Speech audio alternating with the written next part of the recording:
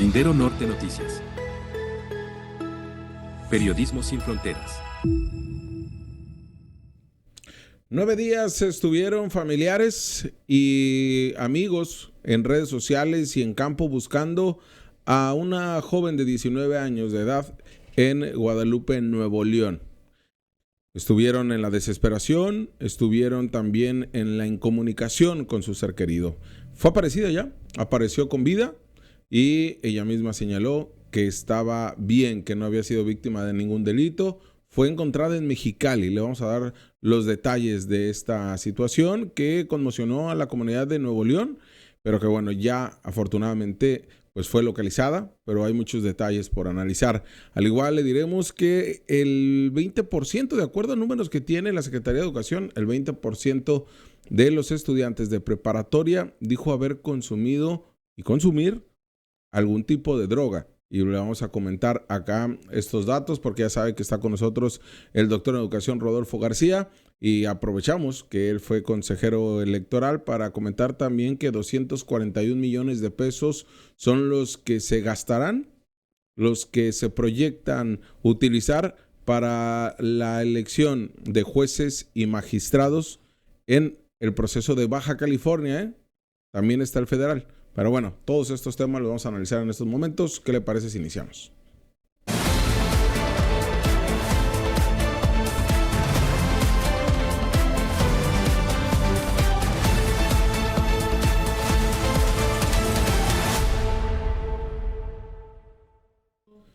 Los miércoles son de análisis con el doctor de educación Rodolfo García, el Rudy, para nosotros, para los amigos y para sus conocidos también. Rudy, ¿cómo andas? Buen día. Bien, ¿qué tal? Bien, buen día, buenas tardes, buenas noches, a la hora que nos estén viendo. Sí, agradeciendo a toda la comunidad de YouTube que se conecta independientemente de la hora, al igual a la gente en Facebook, a quienes nos comparten, a quienes comentan, a quienes les dan el respectivo like y quienes están totalmente en vivo. Muchas gracias. Cada vez es más la gente que está al tiro con la información. Rudy, pues el primer tema lo tenemos que desarrollar contigo como docente. Eres docente, fuiste docente y te tocó entender lo que nos has dicho es el fenómeno áulico, sí. Algo que no identifican algunos directores de escuela, algunos que incluso los secretarios de educación, las que fueron secretarias de educación. Vaya, las autoridades educativas poco entienden de este fenómeno áulico y en este fenómeno áulico la Fiscalía tiene una dirección de atención a niñas, niños y jóvenes en riesgo delictivo. Ahí marcan muy bien las actividades que ocurren al interior de las escuelas y al exterior. Se centraron con pandillas primero y fueron entendiendo que esto llevaba también al consumo de sustancias. Y hablamos sustancias ilegales desde las drogas como las legales que pueden generar una adicción como el cigarro y el alcohol, que en menores de edad y la consumen con mayores puede ser corrupción de menores. ¿Qué te dice el tema del consumo de sustancias? Primero hablemos en educación básica. Okay. Mira, lo primero, qué bueno que lo planteas. Nosotros no vivimos en un salón de clases, vivimos en un fenómeno áulico. La diferencia es que el salón de clases son las paredes. Claro. Y el fenómeno áulico son los seres humanos que interactúan al interior o de un laboratorio, de una cancha de fútbol o de en un paseo, lo que tú quieras. Porque cuando tienes un grupo de alumnos en educación, en la secundaria fundamentalmente, lo primero que tienes que entender es que cada uno de ellos representa una realidad diferente o diversa entre ellos mismos. Claro. Pero además que son el reflejo de lo que están viviendo en su casa o en el entorno social, el barrio, la colonia, el fraccionamiento, lo que tú quieras. Y sus manifestaciones se van a dar así. Si tú quieres hacer un análisis serio con respecto a las conductas o consumos de las y los alumnos, lo primero que tienes que hacer, cosa que no hace la autoridad educativa, es entender el contexto en el cual se está desarrollando. Los que nos ha tocado vivir esto, sabemos que el muchacho o la muchacha que logra, que son pocos, salir o salirse del entorno agresivo de consumo de drogas o de agresiones físicas o verbales, son los que logran triunfar en el sentido de la escalera escolar. Okay. La mayoría los reabsorbe ese sistema que tienen. Y en ese reabsorber vas a encontrarte drogas duras y drogas blandas. Okay. ¿Cómo hacerle o cómo se hace? Bueno, la escuela juega como la antítesis de esta tesis de consumo. Y tiene mucho que ver con la actitud que tengamos las y los docentes con respecto a entender que es una problemática y que el alumno o el alumno en muchas ocasiones con las conductas disruptivas que tiene nos están pidiendo auxilio. Eso sí yo lo viví en la licenciatura formación docente. Lo que se identificaba al principio era prácticamente criminalizarlo. Así es, castigarse. ¿No? Castigarlo. Y cuando él solo es el reflejo, la respuesta de una agresión o una vida que se está llevando al interior de su entorno familiar y social. Entonces, cuando logras hacerle entender que el docente no tiene que ser simpático, tiene que ser empático y entender lo que le está tratando de decir de los alumnos que están ahí enfrente. No estoy diciendo que con esto seas el abrazatodos, sino simplemente entender que las y los alumnos pueden tomar el camino de la droga, primero, porque están repitiendo el patrón de la casa o porque están repitiendo el abandono de la casa y la presión social del entorno en el que viven. Es un primer elemento. Muchos docentes han señalado oye, pero si no somos niñeros, si nosotros venimos solamente a dar nuestro conocimiento y un plan de estudios. No es así. Nosotros tenemos una formación integral. Uh-huh. No estoy diciendo con esto que te conviertas en la sombra de los alumnos. Estoy diciendo nada más que estés atento. Lo voy a decir como lo digo en el posgrado. A mí me preocupan las y los alumnos que quieren aprender. Los que no quieren aprender no me preocupan. Uh-huh. Pero además puedo explicarlo por qué. Si a mí me preocupan en la secundaria los alumnos que quieran salvarse de esa situación y acercarse a nosotros o buscar caminos, salidas, yo lo primero que planteaba en la secundaria es, si el entorno familiar tuyo es agresivo o el entorno social tuyo es agresivo, primero, fórmate en la resiliencia, uh-huh. Soporta algo para que puedas salir de él victorioso. Yo viví, un entorno en mi juventud donde había droga. Y ahí, Rudy, por ejemplo, ¿qué herramientas tiene el maestro? Porque también el maestro ha tenido la complicación, y estamos hablando ahorita en educación básica, ahorita nos vamos a centrar en la preparatoria, en educación media superior, pero el maestro ha tenido también que incluso meterle de su dinero para sacar adelante un salón, un grupo. Vemos que también si estás bien con el sindicato te va bien, si no estás bien, pues ahí te dejan relegado. ¿Y con qué herramientas cuenta el docente? Mira, ese es el abandono de la autoridad educativa. Uh-huh. Sin embargo, a mí me consta que docentes, mujeres y hombres docentes, en situaciones difíciles, por ejemplo en los Puebla, las y los docentes, con todas esas carencias que tú dices que son reales, aún así formaban resiliencia en los alumnos, ¿eh? Uh-huh. Sí. ¿Por qué? Porque una cosa que no puedes resolver en términos materiales, sí lo puedes resolver en términos afectivos o de atención. Por ejemplo, en vez de que el alumno llegue justo a la hora, ¿por qué no venirse 45 minutos antes y quedarse 15 minutos después cuando las pandillas se van? Bueno, pues hay escuelas que sí lo hacen, ¿eh? Sí. Abren sus puertas, se protege al alumno y ya la pandilla no tiene manera de tener interacción con él y el alumno se pasa 7 horas en su escuela y esas 7 horas lo salvan, Jorge. Y esto se hace muchas más veces que las que se dicen, Jorge. De acuerdo a INEGI, lo que antes se tenía en mayor medida era la deserción escolar antes de este siglo XXI, uh-huh. En el área de secundaria. Así es. No era donde era la preocupación. Así es. Y es ahí donde veíamos también pues estos rostros de la desigualdad, estos rostros de la pobreza, estos rostros de municipios, ciudades, colonias donde se vivía un contexto de violencia y de alto consumo de drogas. Y era por ahí donde tenía que atacarlo la autoridad. ¿Qué pasa? Que a partir de este siglo empieza la deserción en preparatoria. Sí. ¿Qué sucedió, Rudy, en ese? Hay una explicación muy sencilla, pero de veras, en la medida que los procesos de producción se van tecnologizando, en esa medida la escalera escolar va aumentando también. Tú puedes ver en los años 40, 50, la primaria era fundamental. Uh-huh. La secundaria estaba abandonada. Que era leer y escribir, ¿no? Así es. Y las matemáticas básicas. Luego comienza la industrialización en los 60s y entonces te vas a la secundaria.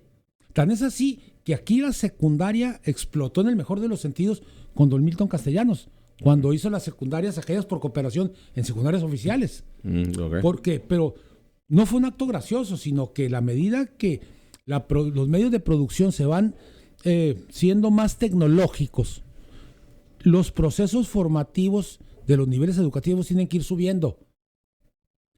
¿Por qué ahorita en la prepa? Porque ahorita para trabajar como, no como docente, sino como bibliotecario, sino como conserje, necesitas la preparatoria. Porque se ha ido complejizando el conocimiento.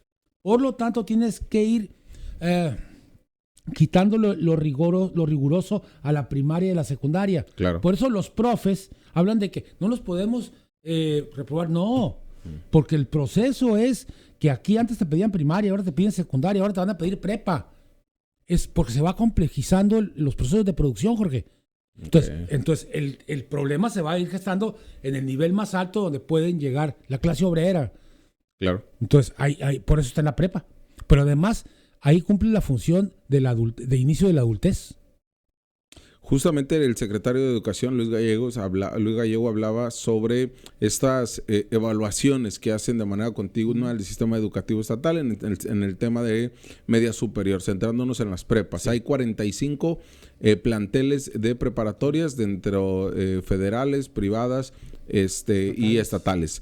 Y dentro de CONALEP, COBACH, CECITE y las privadas. ¿Qué pasa, Rudy, que ahora en estas evaluaciones, en este diagnóstico que se tiene, pues se establece, e incluso el propio secretario de Educación lo dice con preocupación, hay un 20% que consume sustancias que van desde los vapeadores, que se han normalizado con lo dañino que son, hasta ya las drogas duras.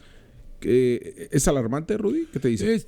Yo creo que es un porcentaje que se ha mantenido. Lo que pasa es que no se le había dado énfasis.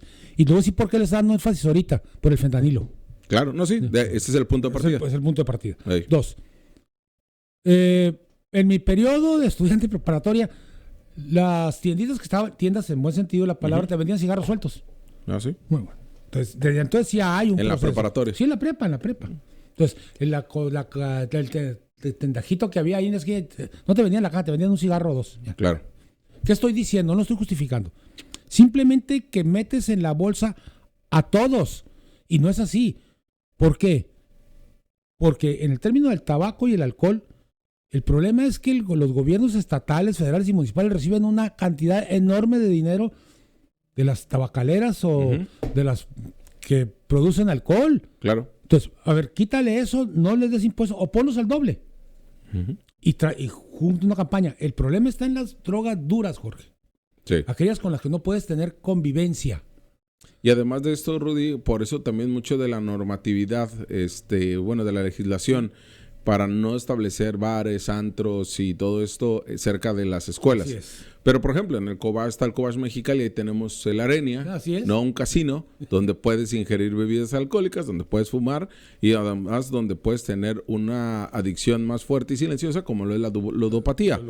¿No? Entonces sí es como una cuestión ahí muy a conveniencia, como dices, de los gobiernos de tener o disfrazarse de la gran inversión que hacen los casinos por encima de las afectaciones en materia de salud.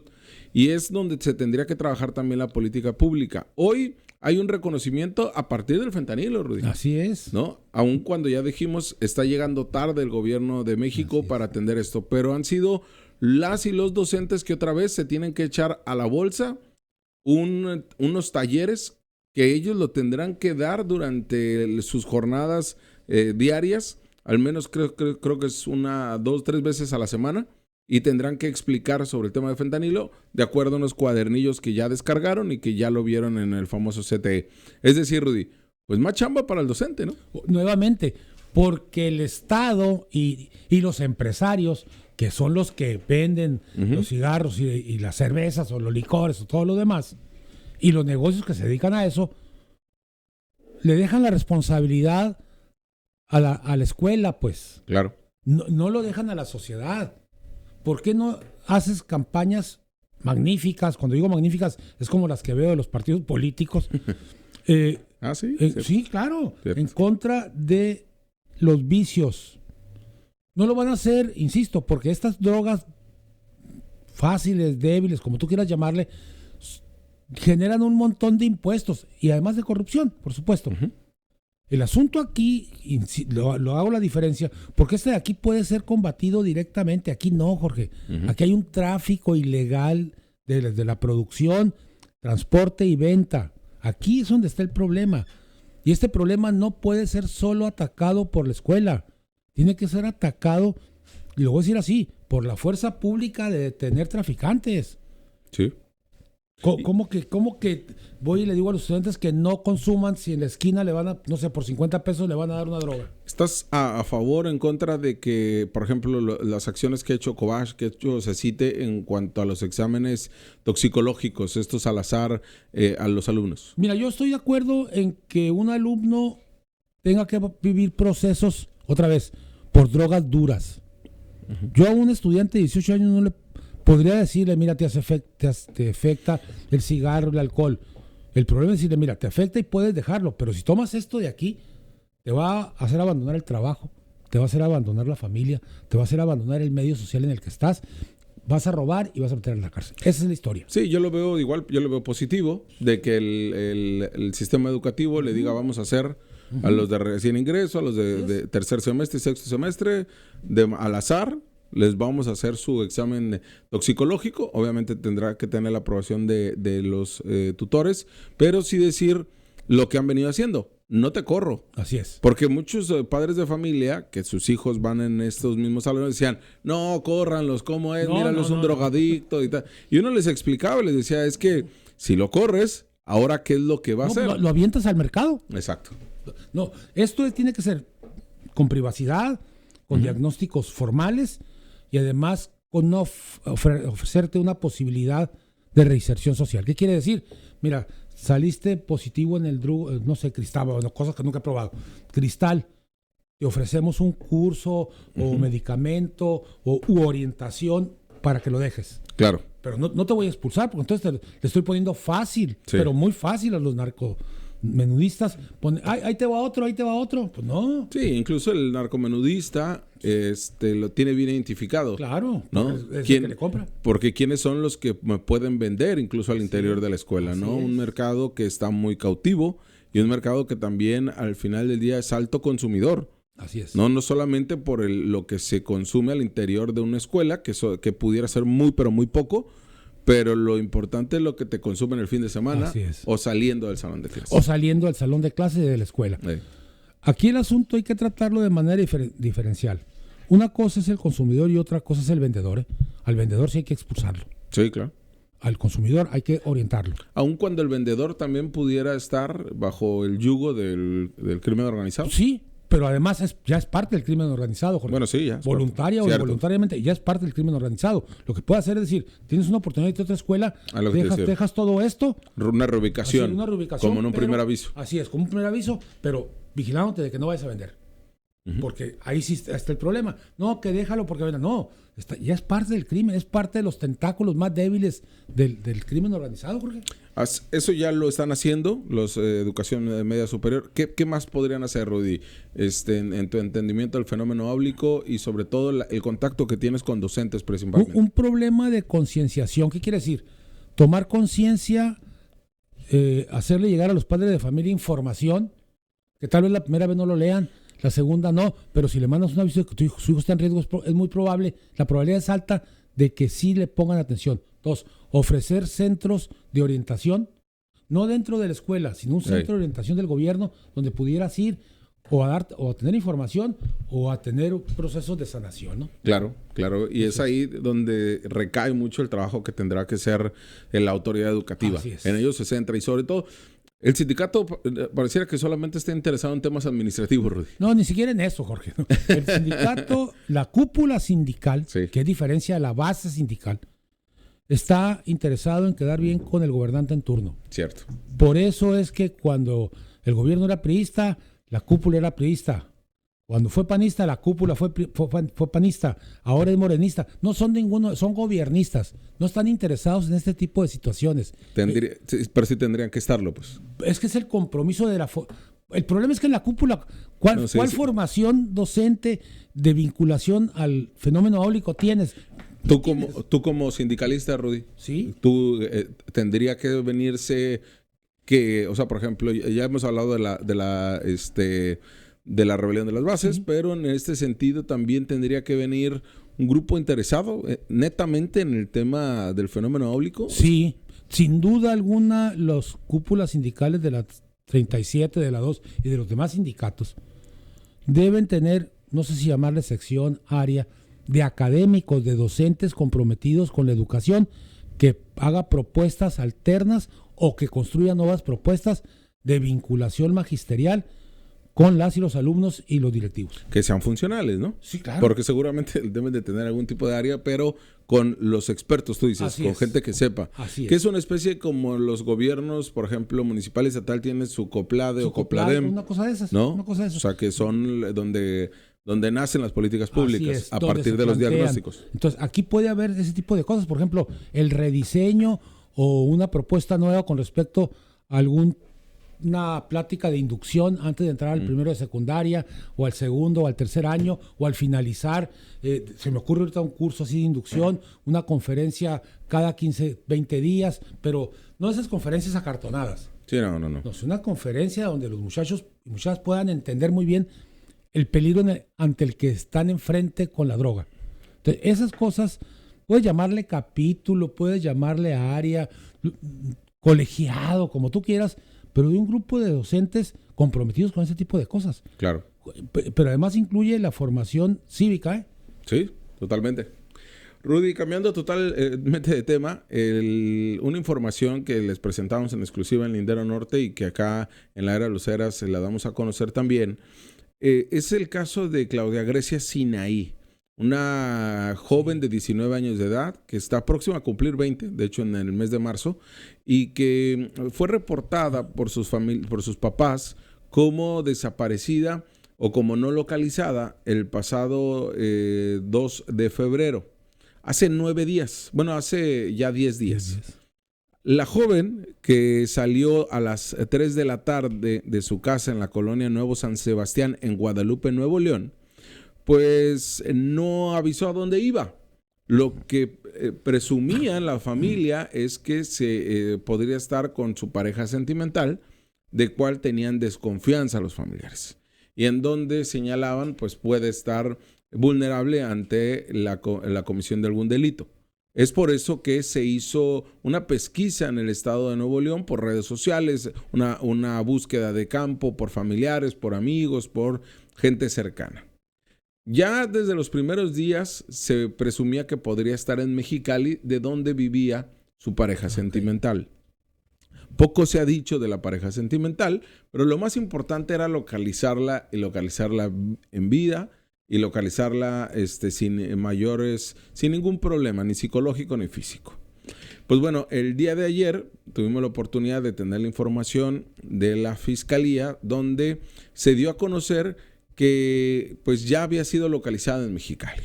Y es que en la Fiscalía General de Nuevo León se dio una especie de mini comunicado o información escueta a través de las redes sociales allá en Nuevo León, diciendo que ya la habían localizado, que estaba sana y salva y que estaba en Mexicali, pero no se dio mayor datos.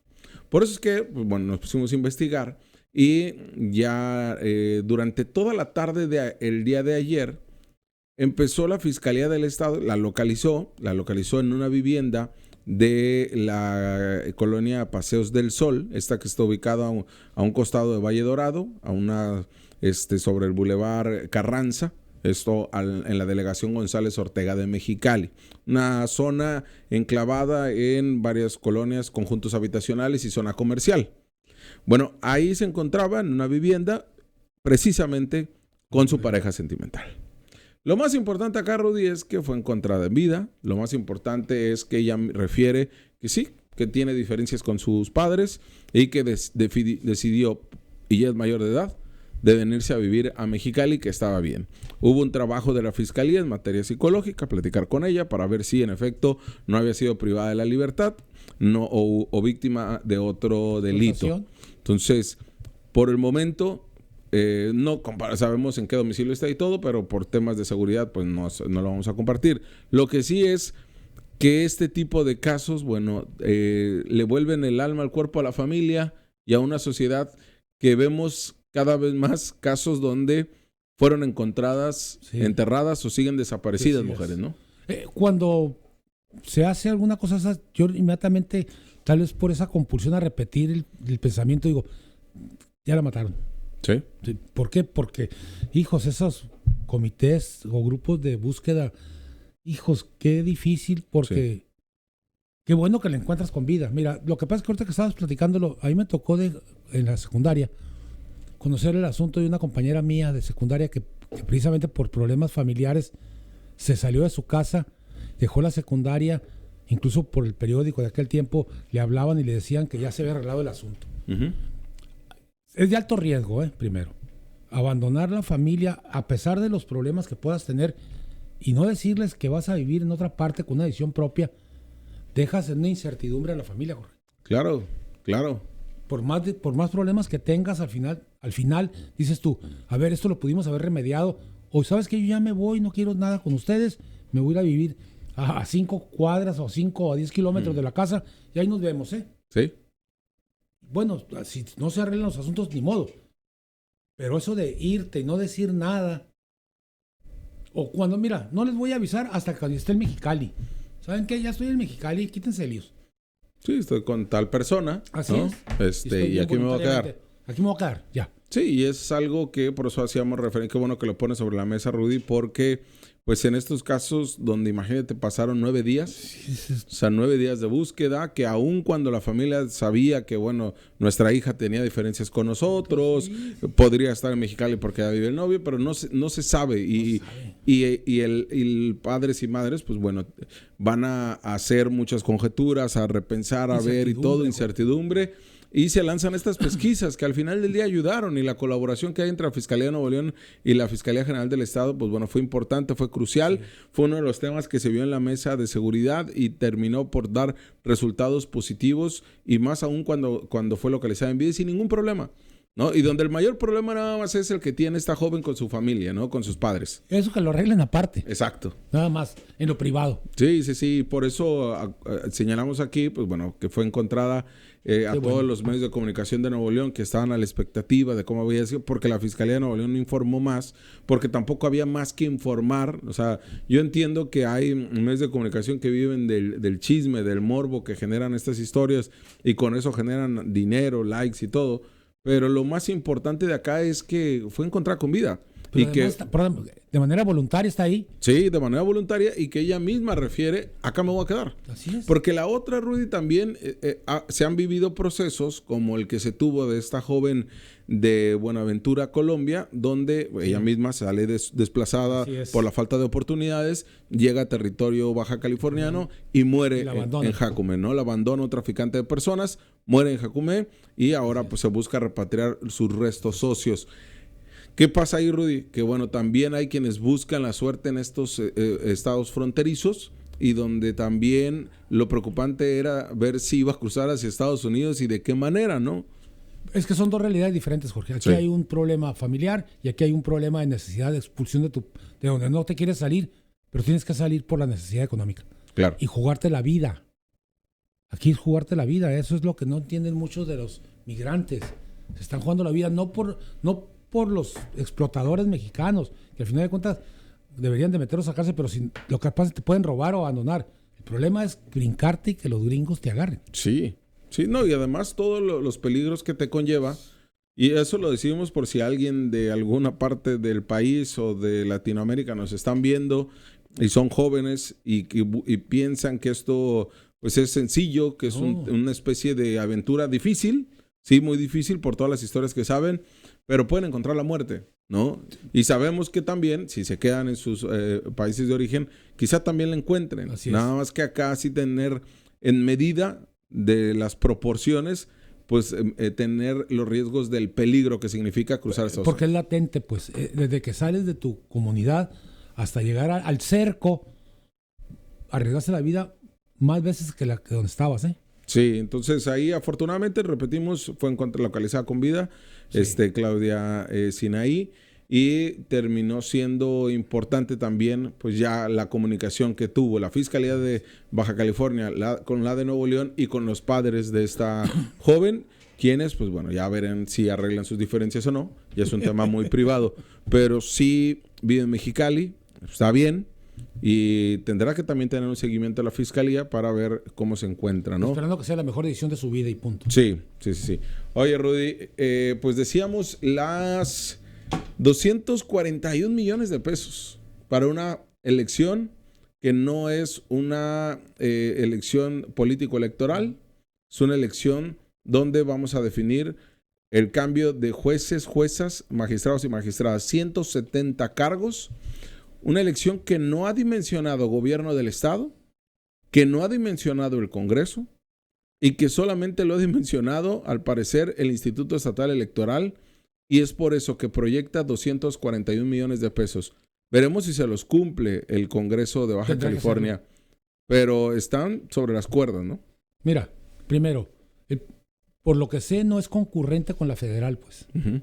Si fuera concurrente, esa inversión, ese gasto bajaría enormemente porque es un mismo lugar, son solamente donde depositas las urnas, donde depositas las boletas, en fin. Como no es concurrente, o sea, es independiente, eso significa que tienes que habilitar escuelas o espacios, tienes que contratar a capacitadores, a supervisores, tienes que convocar a la ciudadanía, y como no es político electoral, es probable que tengas que ofrecerle algo de dinero a la gente, ¿eh? Sí. Porque no es político electoral. Y a mí me puedes insacular por un proceso político electoral, pero no me puedes insacular y obligarme a que vaya por un proceso judicial. Uh-huh. Es una de las cosas que tienen que dimensionar. 3. No hay todavía, ya estamos a mitad casi de febrero. La lista ya sé que aparecieron, pero no está, no sé quiénes son, qué proponen, en escrito si tú quieres, o por Facebook, lo que tú gustes. Creo que 246 millones no es si quieren o no quiere el Congreso del Estado autorizarlos, ¿eh? Sí, ¿no?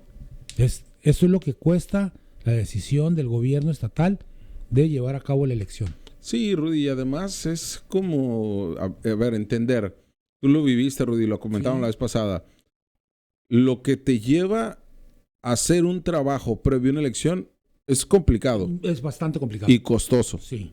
No, porque uno, o sea, ahorita de bote pronto podríamos decir 241 millones es muchísimo. No. O sea, decimos es una locura, no. ¿Qué está pensando el IE y todo? No. Pero tú lo has vivido cerca, es muy costoso. Es muy costoso porque lo que pasa es que no se nota porque la gente anda en tierra, pues. Claro. Desde que andas localizando a quiénes serán los que integren la mesa directiva, desde la capacitación que tienes que darle, y eso se multiplica en todo el estado, pues. Uh-huh. Entonces, por eso no se ve. Son 76 millones de pesos tan solo para salarios, por ejemplo. Estoy diciendo. Bueno, porque imagínate el ejército de gente que va a estar trabajando allá abajo donde no va a haber fotos. Y en eso también vienen los bonos que se dan porque las y los trabajadores del Instituto Electoral pues van a tener que trabajar sábados y domingos también. No, pero además es 24/7, Jorge. Y 24/7. Ahí está abierto el instituto para cualquier cosa, cualquier demanda, reclamo, en fin. Yo creo que es congruente porque además se lo están imponiendo para que lo haga. Y digo imponiendo porque no había prospectiva ni nada de eso que nos permitiera. Y eso tendrá que contratar gente, incentivar a los empleados actuales y duplicar el esfuerzo. Aunque mira, si aún existe la mayoría de los empleados, los compañeros trabajadores del IE, es gente que a mí me educó varios procesos electorales que se la rifan, Jorge. Sí. Y no estoy hablando del consejo. No. Ahí no nos rifamos nada. Abajo. Digo, desde los que te forman, de que te dan la información, que instalan, que verifican, que van por las boletas, que vienen con el ejército. Es todo un proceso complejo que yo espero que la gente que está ahí, al menos conozco una, que ya sabe cómo se hace esto. Y además con el servicio profesional electoral desde el 2016 ya tienes personal más calificado. O sea, ya no es tan cooptado el tema político como partidista, como en su momento Sí, te tocó a ti, por sí, ejemplo. claro, sí, por supuesto, ahí eran las recomendaciones. Ey, Ese servicio lo que tendrá que ir depurándose hasta dejar profesionalizados. claro. Sí. Y entonces estamos en este escenario, Rudy, donde ahorita el tiro que tiene el IE es en algo que siempre en un proceso electoral, pues sí, lo tenían, que es el tema de las boletas. Pero ya estaba más o menos dirigido, encauzado. Ahora, pues son 900, 600, van a ser como 560 más o menos nombres que tendrán. Entonces, y ahí va a estar muy complicado porque serán 3 del Ejecutivo, o sea, 3 aspirantes del Ejecutivo, 3 del Judicial y 3 del Ejecutivo. Del Legislativo. Entonces, por 170. El asunto es que cuando hables así de macro, Jorge, también hay que decir que esto va a estar seccionado, ¿eh? Sí. Va a estar seccionado. O sea, por ejemplo, un juez de Tijuana será en el partido Tijuana, como le quieras llamar, de Ensenada. Porque cuando multiplicas, te imaginas un listado enorme. Claro. No va a ser tan grande, ¿eh? O sea, tal vez en los magistrados sí, porque serán a nivel estatal. Pero en los jueces tendrá que ser por municipio, por distrito. Es más, ahorita me surge la idea, la pregunta. El IE o el Instituto Estatal Electoral irá a distritalizar la elección, no para resultados, sino para poder el conteo, por ejemplo. En esa parte ellos tienen mucha experiencia. Agarro un distrito, pongo una sede, distribuyo urnas, se hace conteo y ahí... Así va a estar. Esa parte sí la tienen manejada. Sí, de hecho el 13 de marzo, si no mal recuerdo, van a estar ya definidos los consejos distritales. Eso ya no van a tener problema. No. Pero aún así, Rudy, por ejemplo, lo que estaban analizando es si hacer doble carta, la boleta para jueces, aún siendo solamente el Partido Judicial de Mexicali, por ejemplo, pero los más grandes son Mexicali y Tijuana. ¿No? Entonces, Mexicali y Tijuana, doble carta, por la cantidad de nombres que van a tener. Ni de chiste van a poder tener fotografía, por ejemplo, ¿no? Va a ser puro nombre. Y van a estar así, o sea, va a ser doble carta. En otros va a ser tamaño oficio en el tema de magistrados. Entonces, veremos también la complejidad porque te vas a poner a tachar o a palomear. ¿Cuántos vas a tener que tachar o palomear? ¿Y cuánto tiempo vas a durar? Así es. ¿No? Entonces, todo eso es lo que apenas se está analizando gracias a que se les ocurrió al Ejecutivo presentar una reforma judicial ahorita, a finales de diciembre, y ya adelantábamos, esto iba a ser lo complicado. Se vendrán el tema de las campañas electorales, Rudy, ya una vez que vimos que hay más de 900 que se registraron, Rudy? Sí. Más de 900. Y ahí no vimos que cumplieran paridad, que cumplieran con el tema 3 de 3 de deudores alimentarios, nada. Porque se hizo al aventón. Estos comités de selección van a reducir el número y aún así van a quedar una gran cantidad. ¿Con qué voy con esto? Que algunos habrá repetido, Rudy. Pero también vemos que si esto no cambia, Rudy, o sea, si vemos los mismos nombres más... Te adelanto, en el Consejo, en el Tribunal Superior de Justicia, que son los magistrados, son 17. De los 17, seguramente van a repetir 15. Sí. Fíjate que qué bueno que lo planteas así. Tendremos que ir escalando la participación ciudadana, pero con conciencia, Jorge. Porque si solamente es ir a votar y cruzar los 10 o los 15 y se acabó, sin tomar en cuenta que es mi decisión que esa persona se quede o se vaya. Ahí es donde entra la cultura política que no está generada, está formada la cultura electoral. Y ojo, porque se viene algo muy interesante. Van a tener competidores, pues, cuando se vayan tal. Las campañas de esta elección van a ser más sucias que las de político-electorales. Sí, cómo no. Y ahora vamos a empezar a ver, por ejemplo, qué juez o jueza no actuó bien. Así es. Qué magistrado o magistrada no ha hecho su trabajo. ¿Y va a ser fuego amigo? Y va a ser fuego amigo. Y además de esto van a estar exhibidos. Sí, me río porque... Y van a quedar manchados. Entonces, esos quizá, y como dices, va a quedar en la población. O sea, ya nos queda a nosotros. Sí, ya nos queda. Si ya la tranza, y así lo digo, si ya la tranza porque metieron nombres, algunos que ni siquiera en la vida irían a quedar, pero si ya la tranza está en ellos, Bueno, ya al ciudadano le toca analizar. Nos toca a nosotros la responsabilidad de validarlos o no. Y va usted a ver que en el mes de marzo y abril van a empezarse a revivir muchos casos en los que jueces, juezas y magistrados hicieron de las suyas. A nivel federal ya está, ¿eh? Sí, también. Ya empecé a ver que el juez fulano de tal, que el magistrado, Sí. ya empezó lo que tú dices. Hijos, bueno. Sí, porque allá los insacularon, ¿no? Sí. Que Dios Ey. nos agarre confesados aquí. Y bueno, va a ser un reto de elección, 241 Sí. millones de pesos, como dices, el Congreso Sí se del vale, Estado. sí se vale. Tendrá que Lo hacerlo. más seguro es que este mismo jueves ya van a tener el documento Tendrán que hacerlo. y ya verán si en este mismo jueves lo aprueban o a la siguiente semana. Es sí o sí, Jorge. Sí. Sí. Y es ahí donde lo decía el día de hoy, Rudy. 241 millones de pesos es la elección. Es cuando analizamos los casi 200 millones de pesos, aunque dicen que son 150, que se le destinó al Nido de los Ya Águilas. sé. Fíjate la diferencia Sí. en cuanto a un hecho deportivo de 4 o 5 días a todo un acto trascendental donde la población tenemos la posibilidad, la oportunidad de elegir quiénes son los jueces y magistrados. Sí, ahí es donde tendremos que sopesar, ¿no? Así es. La importancia de uno a otro. Y porque de repente vemos millones y millones y parecían para nosotros centavos, Rudy, pero Que te los es pongan enfrente. cuando te los ponen. No, y además cuando te dicen en qué se utilizaron, Así es. cuando dimensionamos Así como es. para qué La calidad nos hubiera de la servido. decisión, la calidad de la decisión. Sí, y sobre todo que ahí fue o sea, si bien es cierto, es un estadio que es público concesionado, pero ahorita goza A ver, para privados. ¿qué tipo de concesión tienes donde el gobierno del Estado no recibe ningún ingreso de impuesto formal? ¿Y no? Es totalmente privado, pues. Sí, coincido totalmente. Entonces, ese dinero para mí se despilfarró. Y bueno, ahora la Secretaría de Hacienda va a decir, oye, ¿Y ahora cómo? ¿y ahora cómo lo voy a Pues que hacer? le ¿no? pidan al Nido de los Águilas. El resultado del boletaje, ¿El ¿no? boletaje? Oye, Rudy, para cerrar, pues algo que puede marcar precedentes, ¿eh? Es lo que definió el día de ayer la Sala Guadalajara sobre el caso Terrible Morales, Sí. Eric del Terrible Yo Morales. tengo una que se castigue como se debe de castigar. ¿Sí? No es que sea el Terrible Morales o que sea propuesto o haya sido prepropuesto por a quien sea. Y el buen juez por su casa empieza, Jorge, punto. Lo peor, Rudy, es que los de Morena, los candidatos, fueron los que se excedieron en los actos anticipados Pues que se pre-campaña. castiguen, Jorge. Sí. No, y digo lo peor porque ellos son los que pusieron las reglas. No, pero es que además son los que se comprometen a hacer bien las cosas. Insisto, que sean sancionados. A ver si me dicen que soy antimorena, pues.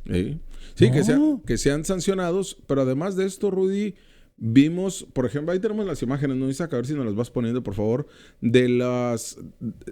o sea, es disfrazar una información de un medio de comunicación, de una Ya entrevista, sé cuál es. Sí. para poder poner a Eric el Terrible Morales en todos los espectaculares. Es lo que hizo Armando Ayala con Así las es. organizaciones de la sociedad civil, es lo que hizo Ruiz Uribe con su libro, y eso es lo peor, Rudy, que quieren trampear y que quieren engañar no solamente a la autoridad electoral, sino al ciudadano. Pues ahí están las reformas electorales, Jorge.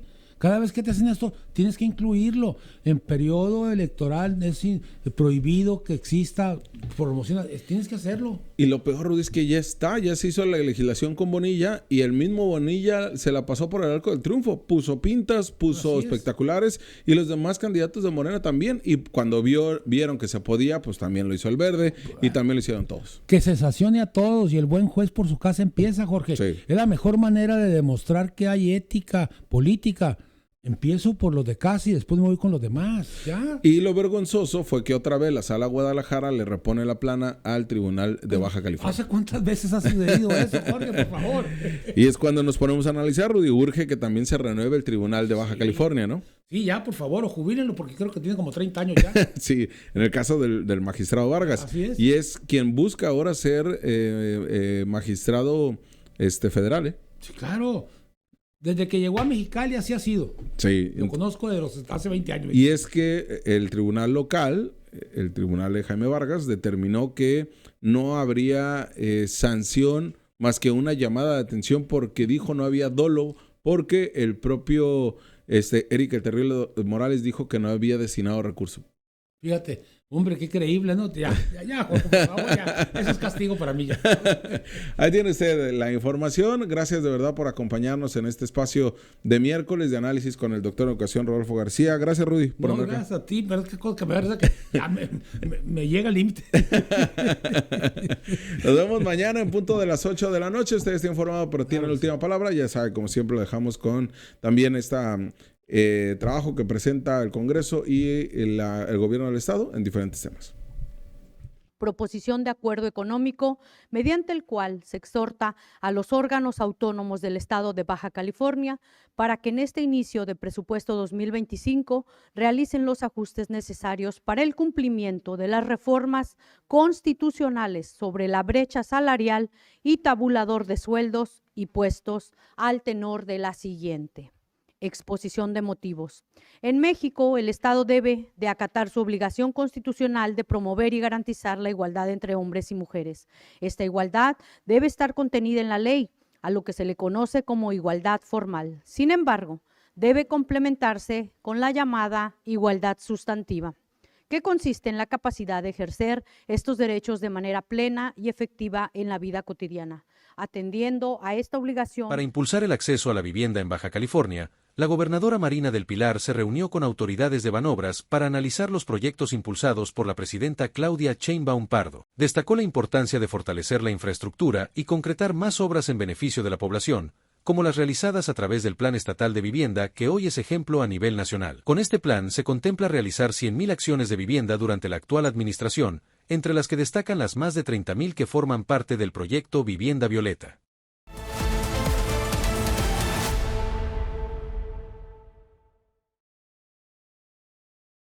Hola, soy Estelita y aquí la estrella eres tú. Este mes de enero tenemos el descuento del 15%. Con el pago de tu predial, transformamos Mexicali con mejores servicios, más obra y seguridad.